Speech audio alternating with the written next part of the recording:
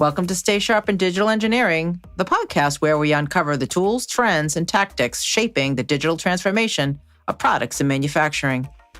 In this episode of Stay Sharp, hosts Jonathan Scott and Jennifer Herron dive into an inspiring conversation about women in STEM, with special guests Jennifer Herron from Action Engineering and Helena Gutierrez from Share PLM. Together, they explore the unique perspectives women bring to engineering and technology. They share the barriers they face in male-dominated fields and the importance of mentorship, empathy, and collaboration. They share their personal journeys and some actionable strategies. And the discussion sheds light on how we can foster diversity, overcome unconscious bias, and create inclusive environments that encourage women to thrive in STEM careers. Join us for this thought-provoking episode. Welcome to Stay Sharp, everybody, the podcast about all things digital related to products and manufacturing. I'm one of your hosts, Jonathan Scott, and I'm joined today by my co-host, Jen Herron. Hi, everybody. And today, we've got more than one guest, as you've probably figured out if you're watching the video online. If you're on the audio only, maybe you haven't figured it out yet. But we actually have two guests, and the reason is going to become clear when I explain our topic. But in fact, today's topic means that I get to treat Jen as a bit of a guest too, which is nice. So it's no surprise because even if you're on the audio only portion, you probably clicked on the podcast to listen to it and you know the title. But today we're talking about women in STEM. So let me tee this up a little bit before introducing our guests. If you're not familiar with STEM, if that acronym isn't familiar to you, it stands for Science, Technology, Engineering, and Mathematics. And so, I talk about women in these fields, and that's got a lot to do with some data that you may or may not be aware of. Some data published on this from the U.S. Department of Labor indicates that women account for about 25% of STEM workers as of 2022. And if you dig into engineering specifically, the number's lower at 15%. And another troubling fact is that if you look specifically at, say, computer occupations, that percentage is steadily dropping from 34% in 1990 to 24% in 2022.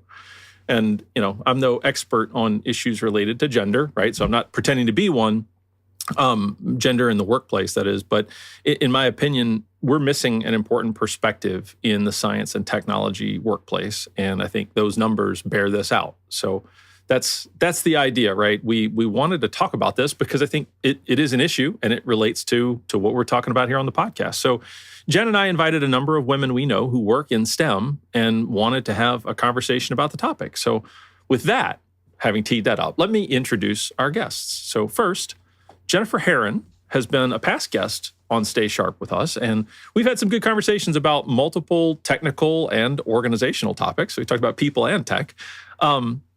But Jennifer's the CEO of Action Engineering. She holds multiple engineering degrees and worked in the space industry before starting her own company focused on model-based enterprise using model-based definition. So we could get into more acronyms if we want. But anyway, thanks for being with us, Jennifer. You're welcome. Next, we have Helena Gutierrez. She is the CEO of Share Enterprises and co-founder of Share PLM. Helena has a background in engineering. She's got an engineering degree in aeronautics, and she's been a PLM administrator. She's been a consultant and has held many other roles. And Share PLM, if you don't know them, is a PLM service provider focused on the people side of PLM. So thank you for joining us today from Germany, Helena. Thank you, Jonathan. And like I mentioned when I welcomed my co-host Jen earlier, Jen gets to play a bit of a dual role today since she's also a woman working in STEM and likewise has had a technical background, having been a programmer and working ever since in and around the engineering software space. So I think we've teed up the right people, Jen. Yeah, sadly, not a CEO. Feeling very behind this. I have to go get another job. So. Yeah, anybody who's listening, looking for a female CEO, Jen's available. Maybe she's not available. I shouldn't say that. Yeah. Anyway, so back to the topic. To sort of finish teeing this up and get us into the discussion, I think this is an important one. For me, as an engineer, engineering is about advancing the human situation, the human condition through the application of science and technology. And I've always felt optimization is a really important part of that. I mean, maybe that's just, what I learned in school, but to optimize anything, you want to make the best of all the resources you have. And I feel like we're missing something in that pursuit of the optimal as an industry. And I'll say that as an engineering industry, a technology industry, both of those, that I work in, when we're missing participation from such a large part of our population, meaning women, right? And so those numbers that I gave earlier, those facts, we're missing something, right? And that's why I think, this is a really good topic to talk about. So I'd like to open up then this topic with a question to our panel. Why is it important to increase the representation of women in STEM? I gave my little 2 cents worth for what it's worth, but what do you guys think? So let's go in reverse order there. Jen, let's start with you. I introduced you last. You're my co-host. Okay. What do you think? Well, I think you did a really good job of touching on probably the most important part of it, and it's to promote innovation and creativity. And I'm not saying that women are necessarily any more innovative or creative. It's simply that we bring a different perspective. It's the same reason when you're facing like a personal challenge or opportunity, you might talk it through with your spouse and your best friend, and maybe a parent if they're still there, and a colleague, because they all bring different perspectives. In a work environment without diversification, there's a very real possibility of groupthink or simply rubber stamping ideas. It's hard enough to, challenge management or, to voice your own opinions. And but if you've reduced the people at the table to a common background, and, gender is a very popular common background, which causes a little bit more bias than we might actually even realize, then you're reducing the number of options and opinions and creative thinking at the table. So I think that's the biggest challenge from my standpoint. Okay. Yeah. Helena, how about you? Yeah, I agree a lot with Jen. I think that we bring something special to teams. We bring maybe this, call it feminine energy, things like empathy, care, focus on collaboration, which they make teams work better together. And diversity makes teams stronger. And especially in this kind of areas in STEM, where it has been mostly men for a long time, we have a different perspective, and I think it makes the whole thing better. I mean, think about it, Jonathan. It's how often have people come up as right. the hardest part of people, process, and technology. Like people are the hard part. And I'm not saying that we always do people better, but I think women do listen a bit more. Yeah. Well, I like the word that Helena used, empathy, right? I think empathy is important. And I'll say a lot of STEM fields, you don't think about that word when you connect it, right? But it doesn't change the fact that people working in STEM are still people working. And so empathy is important. And like you said, if feminine energy, Helena, I mean, your point's well made. I think that's one of the pieces. Jennifer, what about you?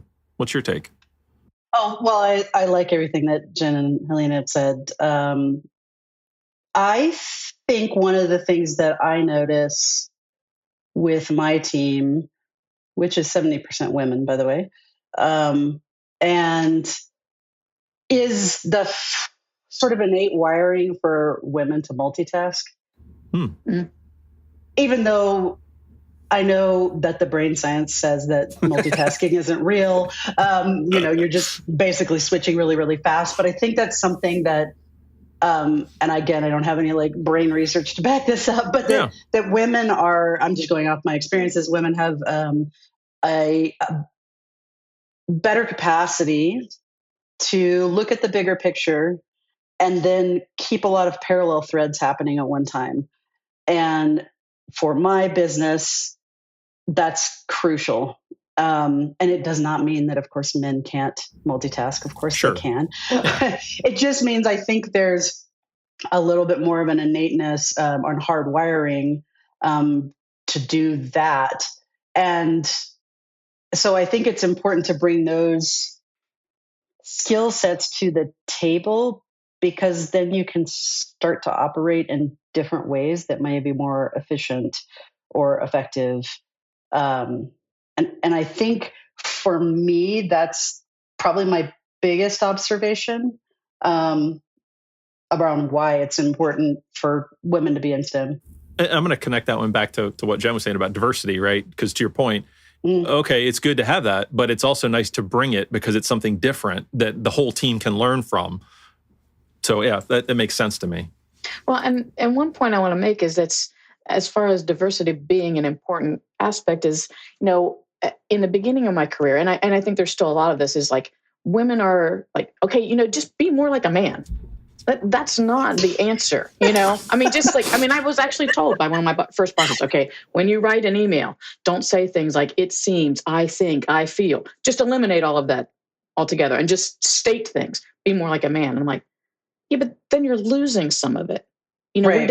You don't want women to be more like men. You don't want men to be more like women, but you want everybody to feel included. I think based on something you just said, it turns out that I'm a woman, but... Everything's a spectrum, Jonathan. Everything is a spectrum. Yeah. No, it's the email advice in particular. I'm like, I've heard that advice. Wait a minute. What is that telling me? All right. But I think that's an important perspective that Jen brings is the fact that we've eliminated feelings, emotion from the business world. And from my perspective, where I'm often the only woman in the room, when you eliminate that, you're eliminating a very key factor of humanity. And I know we're doing technology, but we're doing technology for people, not technology for robots. I don't know. Yeah, robots or Skynet was what I was coming, but I meant. Right. Yeah. Yeah. I all of that makes perfect sense to me. And I think you, all three of you ladies, are hitting on some really important points there. I'm going to shift this next question though. So just background and where everybody's coming from. What inspired you to pursue a career in STEM in the first place? And how did your journey begin? So this time, let me start with you, Helena.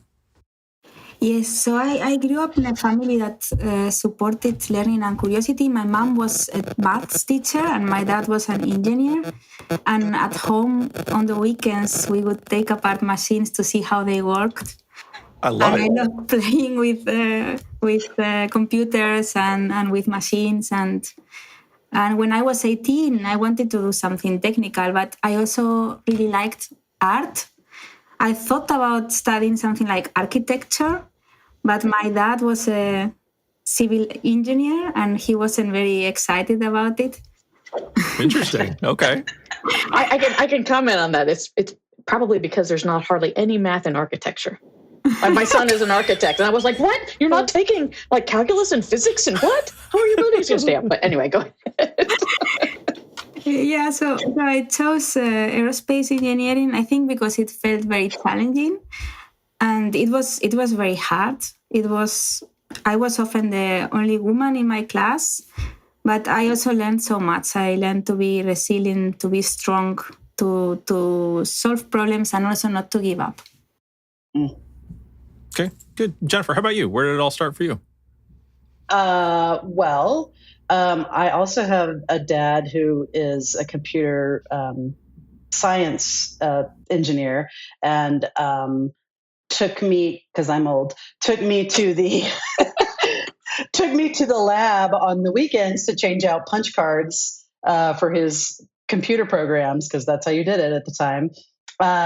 And so he taught me programming early on. I mean, like 9 or 10 or something like that. And we always had a computer in our house, always. So, and I also like to do hard things. So I grew up in Houston and near Johnson Space Center. And so space stuff was always on my forefront. And so I'm a mechanical engineer, and then I have a computer engineering degree because I ended up in some robotics and image processing stuff as well. Because I get bored and I like to change my mind to do different things. I think it's just curious. That's not bored. That's innately curious. Yeah, that's fair. No, I appreciate that. It is innately curious for sure. So I just constantly like to learn and do new things and do hard things and do technical things and analyze it and come to conclusions. But I also am a theater person because I also have a artistic side. as well. And I really still like to do theater stuff, either way, if I'm watching it or doing it as a hobby, because it's easier to do as a hobby than to make money at. Fair point. Yeah. Yeah, I noticed neither of you mentioned that like, well, and it's not bad money in the field, but it's interesting. I wonder how often that comes in for some people too. But anyway, Jen, how did you get started here? So what do you know about life when you're 16, 17 years old? I was good in math and science. And Helena mentioned this. I attended an all-girl high school. So the ratio of like 8-1, 10-1 guys to girls in class sounded like an ideal perspective for me. And taking it further, getting a job was going to be easier too. But no, honestly, and you'll probably notice this trend here. I would say my parents. My dad also was a mechanical engineer, but he was also an international sales manager with a machine tool company here in Cincinnati. So he was an engineer with an MBA who could talk to people. And generally speaking, we all work with engineers. Engineers that can talk to people are pretty rare. But also my mom was a teacher. And even though her students were only 6 or 7 years old, she taught second grade. She started early fostering their independence even at that age. So like both of my parents very highly valued education, and both of them taught me there was nothing I couldn't achieve if I wanted it badly enough. And I think actually you both mentioned liking to do hard things. I personally love a challenge, and the whole like, if you can do something, I can do it better. Like that's a real thing. And I don't know if that was, I think it's part of my personality, but certainly it has served me well. And it's probably gotten me even more ingrained being a woman in a very male dominated industry.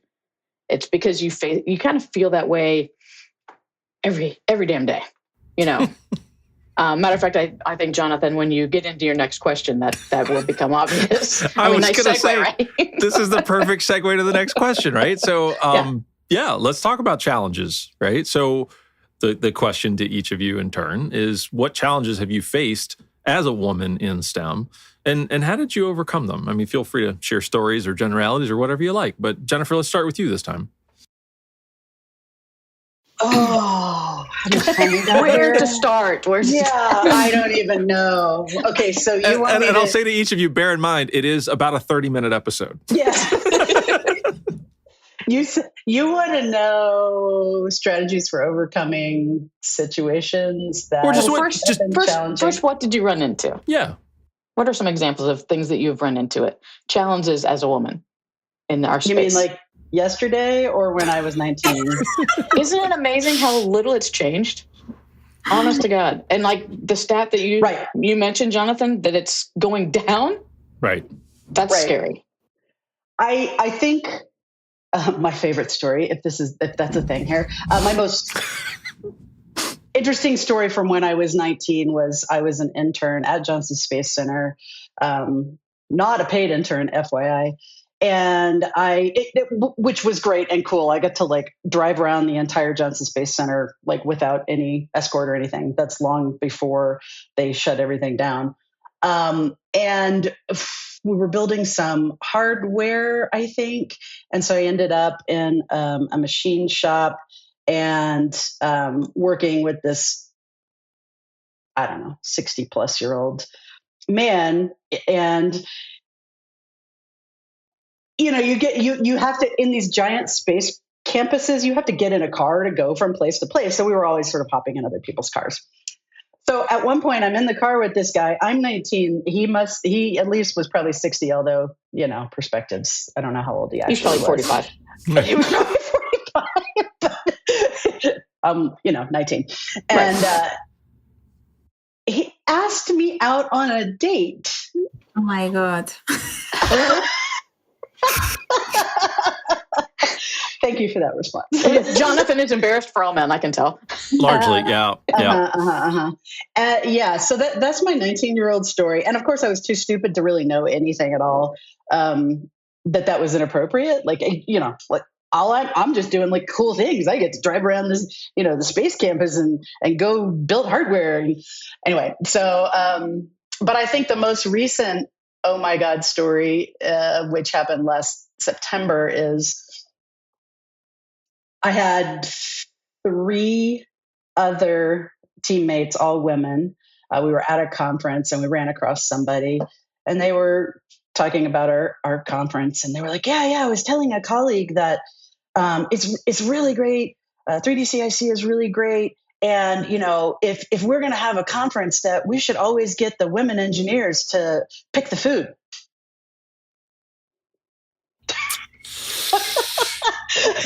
And we all went, because we're inherently good at that. Actually, I suck at picking food. At least he didn't say cook the food. Yeah, no. Okay, we said we weren't going to. That's a pretty low bar, but yeah. All right. So yeah, those are my 2 bookend examples. Young told. Fair enough. Jen, how about you? I think the most common, or the most obvious certainly, is the assumption that because I am a woman, I am not technical, I can't answer the hard questions, that I'm less capable. And to Jennifer's point, like, early in my career, I was at a sales conference. At that point, I was not in sales. I was the technical person, and standing there in a booth, and somebody came up and I said, hey, can I help you? And they're like, looking at the booth, they're like, well, they actually said, I'll wait till your boss gets back. I said, well, you're welcome to do that, but he's not going to be able to answer your questions. So that was probably 25, 30 years ago. 5 or 6 years ago, I'm at IMTS. I think we all know what IMTS is. Walking around in a management role, taking one of our new hires, who happened to be male, around, kind of showing them the ropes, and stopped at a booth asking, the ISV, the software vendor there, like, some questions. And then he was also a guy. He would look at my colleague and ask him a question. I would answer. And then he would look at my colleague and ask another question. And we just kept this up for a little while, and we walked away. And my colleague was like, oh my God, how did you not explode? And, like, that was so annoying. I'm like, that happens all the time. And that's kind of the strategy is, and it probably changes based on personality, but you have to be careful about perception too, not being too bossy, too aggressive, so the best strategy is just, as much as possible, ignore it and keep being you and keep proving the point without saying, hey, dumbass, like, listen to me. Like, I know what I'm talking about. You just kind of keep proving that, no, you are the right person to be talking to. Yeah. Eventually, most of them learn. I like that approach, as being somebody who, on occasion does ignorant things myself. I know it's shocking, but yes, I do. I appreciate it when somebody sort of gently helps me solve it, like, hey, I'm just going to keep doing what the right thing is here, and eventually you'll figure it out. You'll catch on. Yeah, I get it. Doesn't always work, but... Yeah. Helena, how about you? I have really the same experience as Jen. When I started working, some people didn't trust me at first because I was young and I was a woman. But I found that when they see you thinking and they see you in action, trust comes quickly.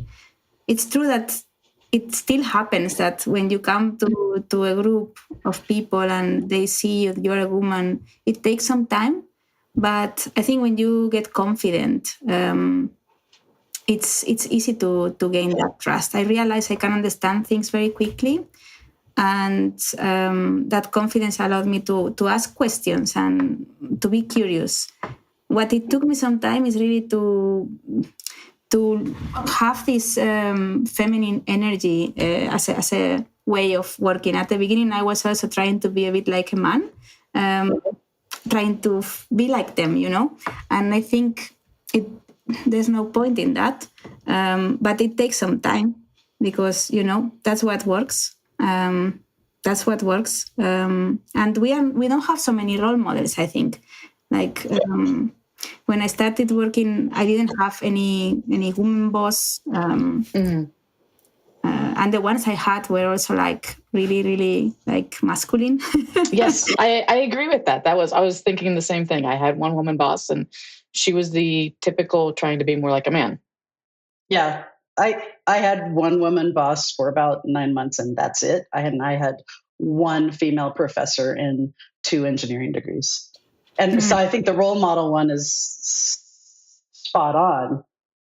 I'm gonna take that into our next question, because our next question is actually about mentors. But let me broaden it out a little bit. For each of you, were there any people, mentors, or even pivotal moments that shaped your path? Right? I mean, I get that there aren't lots of good mentors, but anybody who you'd call out with a story or a moment that, hey, this really helped. It made a difference for me. And so this time, let me start with you, Jen. I think that interestingly, the ones that have, if you look back at like why we all got into STEM, interestingly, we all mentioned our dads, and I think that's a really important thing. It's basically, it's seeing and being valued by men who basically have the power at this point. That's changing a bit, but it is important. So I would say to any men who have daughters, who have wives, to make sure that you do recognize that feminine energy and the value of that. My boss who said, you have to, that was actually a very helpful thing. You have to change your emails. That at the time was very helpful because it does go to confidence. It goes to how you're being perceived. The other thing I would say is that I wanted to make the point. I feel like the younger generation is having an easier time because as a society, we have started to value diversification much more so than we did at the beginning of our careers. And we were supposed to have one other guest on here who would have been Kayla Schlensker, who would have been like of the next generation. And she's actually taught me a lot about value. So in a weird sort of way, one of my mentors is somebody that I mentored because it was that cross-generational thing and saying, helping to recognize unconscious bias, which is a whole lot more insidious than conscious bias. So can I go, Jonathan? You're welcome. It's okay. I'm working a rotation, but it is fine. You go right ahead, Jennifer. Well, I wanted to play off what you said, Jen, because I was trying to think, okay, what is it that would be good advice? And the best advice that I get is from a collaboration and a paired mentoring situation. Yes, because the younger generation brings me a perspective that I didn't have, and then vice versa. And the collaboration in that mentoring, I don't know what we want to call it, collaborative mentoring, is actually way more powerful than, person on top gives person on bottom advice. And so I think for me, I couldn't pick out a one story for you, Jonathan, because it felt like to me like a whole collective of, and a whole sphere of all these things I've learned from different people all over my career. And then even those experiences, although they sometimes were shocking, I told you the most shocking ones, but and I had exactly the same experiences as Jen and Helena on a daily basis. I don't know, over the last 30 years. But if I take a step back from that and analyze what it is that triggers me about those situations, I can then come at it with a different perspective and say, wait a minute, this is not a me problem. This is somebody else's problem. And then I can sort of let go of that crap / trauma and, and overcome it. I mean, I kind of like the word grit. Angela Ducksworth's research on grit's fascinating.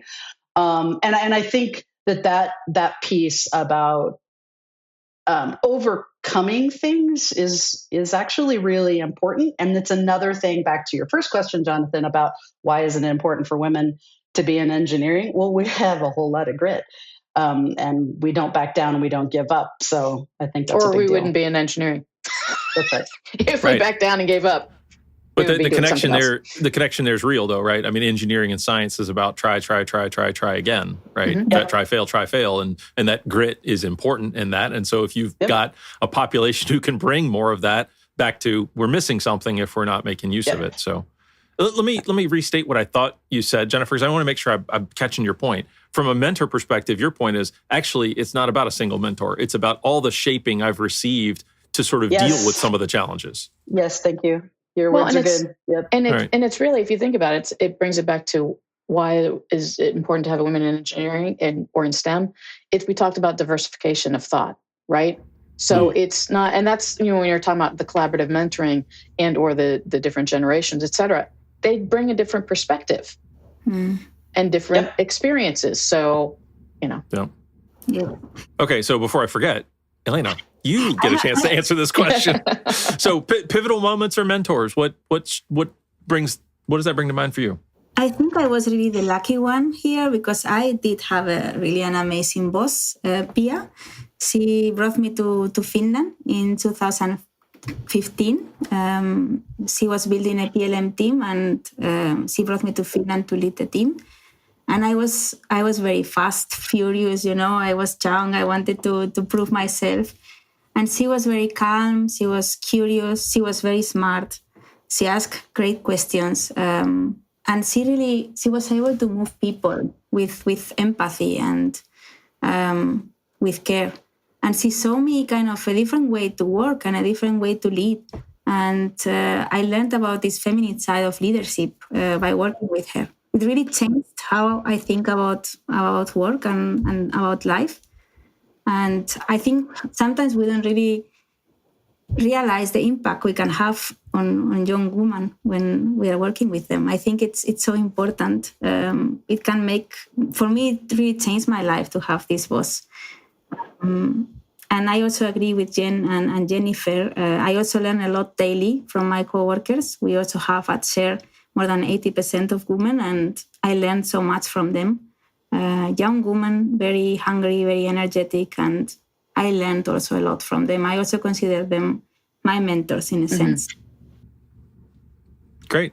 That it's fantastic you had that kind of mentor, right, to learn that much from. That's interesting. Well, it really underscores the importance of having, we talked earlier that there were not a lot, when we started, there were not a lot of female role models, So you do need to be able to envision yourself in that role, to think that it's possible, to aim for that.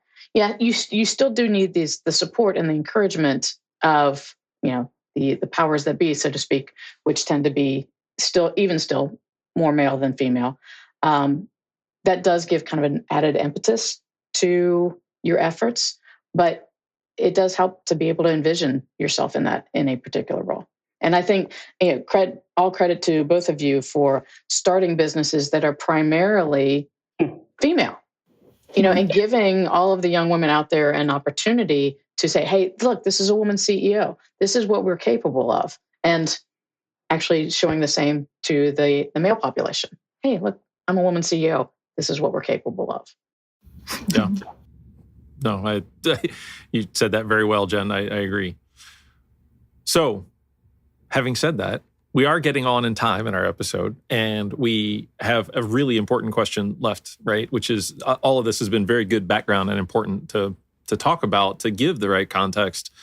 But let's talk about actions. So my last question to each of you is, what is one tangible action that you're taking, you're planning to take, or even that you would just suggest that others take to increase the representation of women in STEM? So want the audience to have a takeaway here about something that's going on or that they could think about doing that could help address this challenge. So this time, I'm going to start with you, Helena.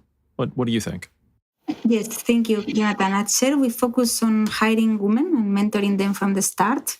We also hire people from other backgrounds like teachers, psychologists, and give them opportunities to grow in this field, because I think this is a wonderful field. It's a place where you can make an impact, where you can really change the world. And I think we need to open doors for more people to come into this field. And I also try to be active on LinkedIn, to share glimpses of my work, to share that it's actually fun and it's not just boring stuff. And I recently started a personal blog to also share my journey as an entrepreneur and as a woman, because I think we need to encourage more women to join this field. I believe it's a place of excitement. It's a place of opportunities, and we need more women here. All right, good. All right, Jennifer, how about you? Yeah, I definitely agree with what Helena just said, and I think women need to be led differently than traditional leadership happens.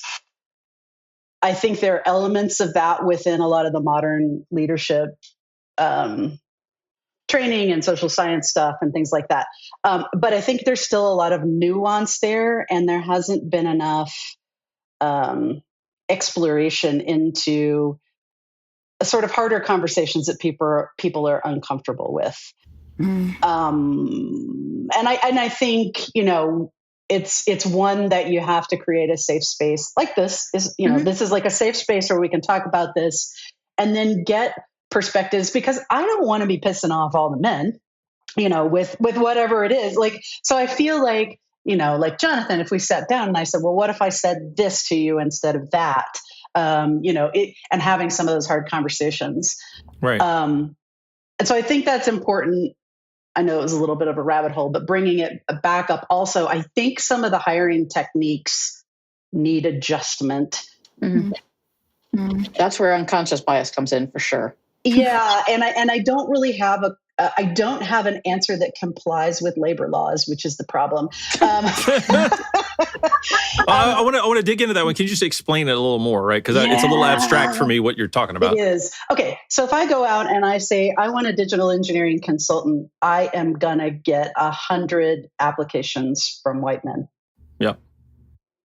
0 from women or any people of color, probably. Mm-hmm. Right. So that's just a statistics issue, though. It's not necessarily one of bias in that particular ask, right? So what I have had to do is individually invite particular people to apply. And then we can do, a fair and honest hiring process from there, from those applications, because that sort of helps me get over that statistic hump, I guess. So that's one technique we've used. I don't know if it's the right answer or not, but I don't know, maybe all the people I have to really convince to work for me, but not because I'm hard to work with. That's not it. It's just because we're a small company and benefits and blah, blah, blah, that kind of thing. So, yeah. I'm going to state something I heard in there because I'm not sure it's right. And I want you to tell me if I'm hearing it right. Is part of it is you have to make an effort and be proactive. Like if you want to know something that you can do or should do, is you need to think about, well, could I use a woman in this role if you want to have a woman in that role? And then you got to go make it happen. You can't just say, well, let me just throw it out there. Yeah. Okay. Yeah. I think you got to make it happen, and you're going to have to do more than you would in your traditional hiring processes to overcome those. Okay. I get that one now better. I understand, I think. Thank you. All right, Jen, how about you? Well, and it's to follow on to what Jennifer just said, like it is an unconscious bias, even with, and it's one thing I would say is educate yourself on what unconscious bias means and where you might be. Everybody has them. Okay. Yep. But I have read, they're basically statistically, they are the way we write job descriptions and the traits that we're looking for, et cetera, are generally speaking much more male dominated. It's something that you don't even recognize is there. And as far as, women encouraging women to apply for things, it's again, early in my career, I had read at a meeting, a man will have he'll know 50% of what he's talking about basically. But he comes across very confident, whereas women might have 95% of the answers and be like, well, it seems to me that, that's right. And then it's how we communicate. You mentioned managing differently. It's recognizing the feminine energy of that. I one time in my management role, my app manager was like, do you know that, your team jokingly calls you mom? And I'm like, yeah, why is that a bad thing? They feel comfortable coming to me. Not that I was going to clean up all their messes, but they felt comfortable coming to me. My mom was she was a strong force in my life. And she was, she was not coddling. That I never saw that as a bad thing. I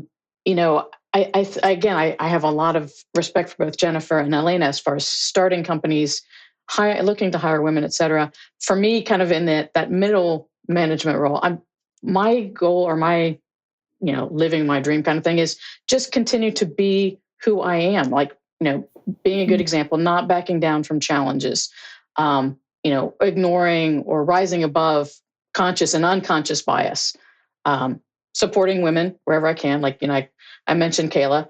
I hired her at TechSoft, and she's gone further than I did. So, kudos to her. She's a great example of the next generation in STEM. So, I would just encourage women to take the chances. What is the stat about goals? You miss 100% of the ones you don't take. So failing's don't be afraid of failing. Back to the grit point. Yeah, it's just a it's just a learning process. So I know we're past our 30-minute target. I get that. But those answers were all great. And Jen, you left with several. So I was trying to take a few notes because in the show wrap up today, I feel like there's no point in me trying to summarize all the context that you ladies provided. But I think I can try to summarize the actions that you mentioned, right? The things that people can do, whether it's people in engineering who are not women or women themselves. So let me take a stab at what I heard, right? So I heard bring more people into STEM, right? And I think that in the context of today's conversation probably means more women, but let's try and bring more people in and other fields too, right? Helena, that was your point, is not just women, but bring more perspectives, more diversity, but that includes women. And on top of that, Jennifer, what I heard you pointing out was you have to be proactive about it. If you want to do that, it's not enough to just say, well, I invited everybody. Well, but sometimes you need to invite certain people specifically to really invite everybody, right? So that's another takeaway I heard there. I think another subtlety from your point, Helena, was sometimes you need to show people, it relates to what Jennifer said, you need to show them what's interesting about the field, help them understand how accessible it is and why their characteristics could and should be valued in it, why they bring something unique to the table. So you said several things, Jen, that I noted. Unconscious bias is a great one, right? So everybody can take that action to learn what unconscious bias is if you don't know, and how to counteract it, how to be aware of it, that kind of thing. And you said something else I thought was really interesting, which is making an effort to recognize the benefits of the term that Helena introduced me to today, feminine energy. Recognize the benefits of it. Stop thinking of it as, well, you realize your team, calls you mom. Yeah, that's awesome, right? It's a fantastic thing. Right. So, think about what those characteristics are. Think about what feminine energy is and what it brings, and think about how to reward it, because it's going to bring positive things to the team. So pay attention to it. I think that's a really interesting one. And you left one more, and then I promise I'll stop. The last one you said, Jen, that I thought was interesting, it directed sort of towards women, is, be yourself. Don't forget to be yourself. You can hear all this advice about how to fit in, how to wear it, but don't forget the point is you're bringing something interesting by bringing yourself. So do that, right? And that does get easier as you get older, by the way. I don't know if you guys feel like it does, Jen. It does get easier as you get older. Yeah. One of the things I was going to say is I just added a core value to my company, and it's empathetic accountability. Which to me sounds like a great mom, right? Yeah. Empathetic accountability, right? Yeah. It does, actually. You're right. Right. I understand you. I see you. You still have to do this. Right. That's right. Or and to gender neutralize that. That's a good parent, right? Is saying, here are the rules. I understand that you don't want to follow the rules, but these are the rules for these reasons. And how can I support you in following the rules? Kind of thing. So I think that's really important.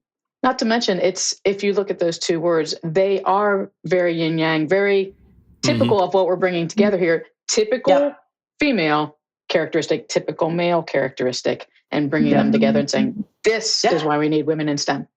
Right, because the hybrid approach is way better. I mean, that's how we advance technology, is with hybrids. So, why would we not do it with our, team makeups and the way we work.